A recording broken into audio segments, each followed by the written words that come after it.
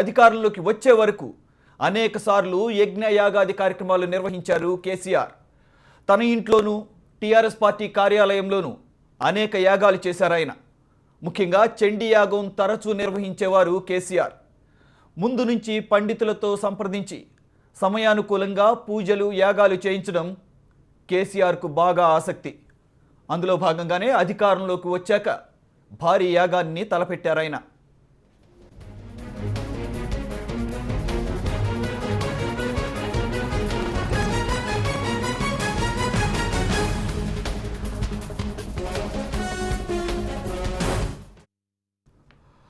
ఇక పూర్తి డీటెయిల్స్ మా ప్రతినిధి వెంకటరాజుని అడిగి తెలుసుకుందాం. Venkataraju, good evening.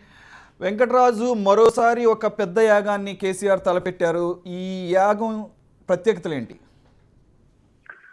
సురేష్, తెలంగాణ రాష్ట్ర సమితి అధ్యక్షుడిగా ఉన్నప్పుడు కేసీఆర్ దాదాపుగా 2 నుంచి 4 యాగాలు చేసినట్టు టీఆర్ఎస్ వర్గాలు చెప్తున్నాయి. ఇది కూడా చండీ యాగం, అంటే రాష్ట్ర సాధన కోసము ఉద్యమ సమయంలో కొంత మహత్తరమైన శక్తి రావాలి అనే ఉద్దేశంతోనే ఆయన యాగాలు చేశారు. ఇప్పుడు అధికారం వచ్చిన తర్వాత ఒక భారీ యాగం చేయాలి, అది కూడా రైతుల ఆత్మహత్యలు, రాష్ట్రంలో కొన్ని విపరీత పరిస్థితులు ఉన్నాయి కాబట్టి అవన్నీ కూడా సానుకూలంగా ఉండాలి, రాష్ట్రం సుభిక్షంగా ఉండాలి, ప్రజలు కూడా చాలా ఆరోగ్యంతో ఎటువంటి ఇబ్బంది కలగకూడదు అనే ఉద్దేశంతోనే ముఖ్యమంత్రి కేసీఆర్ యాగానికి ఏర్పాట్లు చేస్తున్నట్టు కూడా టీఆర్ఎస్ వర్గాలు చెప్తున్నాయి. 2 రోజుల పాటు తన ఫామ్ హౌస్ లో, ఎర్రవెల్లిలో ఉన్న తన ఫామ్ హౌస్ లో ఉన్న ఎదురుగా సుమారు 150 ఎకరాల ఖాళీ స్థలంలో ఈ యాగం ఏర్పాట్లు చేయనున్నట్టు ఈ రోజు మధ్యాహ్నం ఆయనకు స్థానిక టీఆర్ఎస్ నేతలు కలిసినప్పుడు పూర్తిగా వివరాలన్నింటినీ కూడా స్థానిక టీఆర్ఎస్ నేతలు చెప్పినట్టు మాకు సమాచారం ఉంది.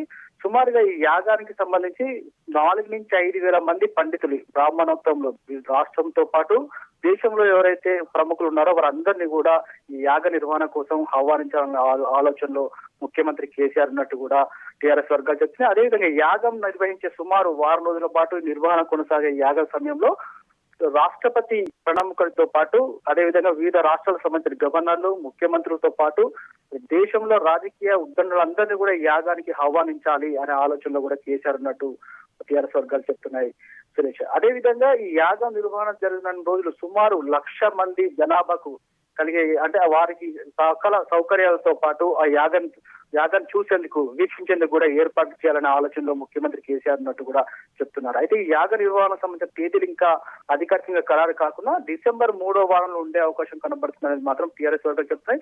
ఈ యాగ నిర్వహణతో కేసీఆర్ తన యొక్క భవిష్యత్తు రాజకీయంగా, అదేవిధంగా రాష్ట్ర అభివృద్ధి, రాష్ట్ర సంక్షేమంతో పాటు అన్ని రకాలుగా సానుకూలంగా ఉండాలి, దైవాంశ సరిగా ఉండాలనే ఉద్దేశంతోనే ఈ రకమైన యాగం చేస్తున్నట్టు కూడా రాజకీయ వర్గాల్లో చర్చ జరుగుతుంది. సురేష్, వెంకటరాజు, ఇంతకు ముందు చాలా సార్లు కేసీఆర్ యాగాలు చేశారు, అదందరికీ తెలిసిందే. కానీ అప్పుడు ఒక పార్టీకి, ఉద్యమ పార్టీకి అధినేతగా చేయటం, ఆ పార్టీ అధికారంలోకి రావాలి, ప్రత్యేక తెలంగాణ ఏర్పడాలని చెప్పేసి యాగాలు నిర్వహించడం ఒక యాంగిల్. ఇప్పుడు ఒక ముఖ్యమంత్రి హోదాలో ఈ యాగం, ఇంత పెద్ద ఎత్తున యాగం చేయటం, అదేమన్నా మూఢనమ్మకానికి సంబంధించిన విషయంగా కొంతమంది చూసే అవకాశం ఉంది. ఈ పరిస్థితుల్లో మిగతా పార్టీల నుంచి విమర్శలు ఎదుర్కొనే అవకాశం ఉందా? 2, ఇంత పెద్ద ఎత్తున చేయటం వెనకాల 2 రోజుల క్రితమే అమరావతి భారీ ఎత్తున అక్కడ శంకుస్థాపన జరిగింది. దానికి ప్రతిగా ఏమన్నా కేసీఆర్ దీన్ని ఏమన్నా తీసుకుంటున్నారా?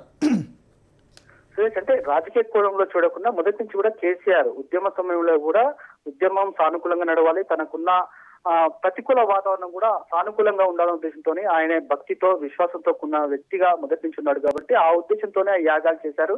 చండీ యాగం కూడా చేశారు తన ఇంట్లో, పార్టీ ఆఫీస్ లో, అదేవిధంగా తనకు రాజకీయ సన్నిహితుడైన ప్రస్తుతం Mahabubnagar MP Jithender Reddy farm house లో కూడా ఆయన చండీ యాగం చేశారు. ఇప్పుడు మాత్రం ఆయన ప్రధానంగా రాష్ట్ర సుభిక్షంగా ఉండాలనే ఉద్దేశంతోనే రాజకీయ కోణాలు, అదేవిధంగా రాజకీయ విమర్శలు ఎన్నో వచ్చినా ఈ యాగం విషయంలో మొదటి నుంచి కూడా కేసీఆర్ ఎవరి విమర్శలు కూడా పట్టించుకోలేదు. తన యొక్క నమ్మిన అంశాన్ని, అంటే ఇటువంటి విషయంలో నమ్మకము అనేది ప్రధాన కోణంతోనే కేసీఆర్ చూశాడు. రాజకీయ విమర్శలు ఎన్ని వచ్చినా ఆ రోజు కూడా ఉద్యమ సమయంలో చాలా యాగాలు చేసినా ఉద్యమము యాగాలతో ముందుకు సాగడం కష్టం, అంటే కేవలం యాగాలు చేసిన తెలంగాణ రాష్ట్రం సిద్ధించదు అనే కారణం అని ప్రజల నుంచి కానీ, అదేవిధంగా రాజకీయ పార్టీల నుంచి కానీ విమర్శలు ఉన్నా అటువంటి పట్టించుకోకుండా ఆయన కేవలము తన యొక్క విశ్వాసాన్ని నమ్ముకొని, అంటే ఆ విశ్వాసంతో ఉన్నాడు కాబట్టి ఆ రోజు యాగం చేశారు. ఇప్పుడు కూడా అధికారంలోకి వచ్చాక తను అనుకున్న సాధించాను, ఇంకా సుభిక్షంగా ఉండాలి, ప్రజలు కూడా సుభిక్షంగా ఉండాలి, తనకు కూడా సానుకూల వాతావరణం సిద్ధించాలి, ఏమైనా ఇబ్బందుల్లో తొలగిపోవాలనే ఒక విశ్వాసంతోనే ఆయన యొక్క యాగం చేస్తున్నట్టు ప్రస్తుతం టీఆర్ఎస్ వర్గాలు చెప్తున్నాయి. ఎన్ని రాజకీయ విమర్శలు వచ్చినా పట్టించుకోకుండా కేవలం అది